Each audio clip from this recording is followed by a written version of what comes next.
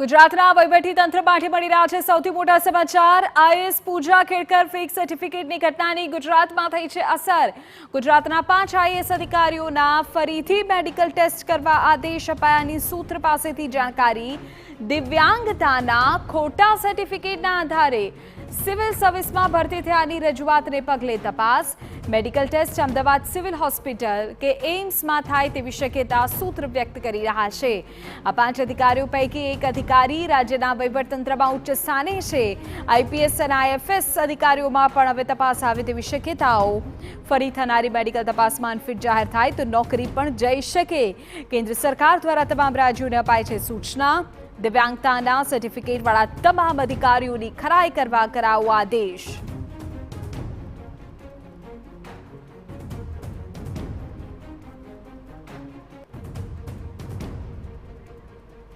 વધુ જાણકારી પર સંવાદદાતા કિંજલ મિશ્રા આપી રહ્યા છે। કિંજલ, તપાસ થશે કે શું ખરેખર અનફિટ છે કે કેમ? કઈ રીતે આખી તપાસ આગળ વધી શકે?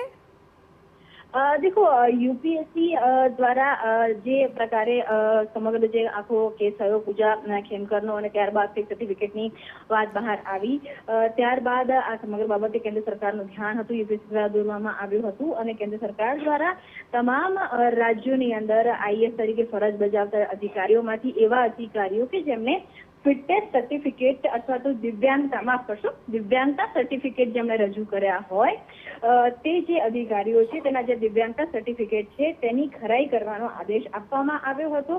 તે અંતર્ગત ગુજરાતમાં પણ કહી શકાય કે તજવીજ છે તે હાથ ધરવામાં આવી છે।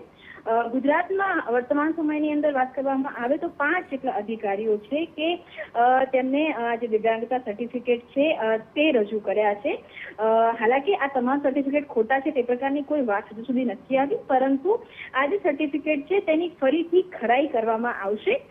મહદઅંશે આ જે સર્ટિફિકેટ છે તેની ખરાઈ માટે ફરીથી ફિટનેસ ટેસ્ટ છે તે લેવામાં આવશે અને તેની માટે civil hospital Ahmedabad civil hospital છે જે મુખ્ય હોસ્પિટલ તેનીમાં ત્યાં કહી શકાય મેડિકલ ટેસ્ટ છે તે કરવામાં આવશે। તે સિવાય એમ્સમાં પણ આ પ્રકારનો ટેસ્ટ થઈ શકે તે પ્રકારની સંભાવનાઓ છે તે જોવા મળી રહી છે।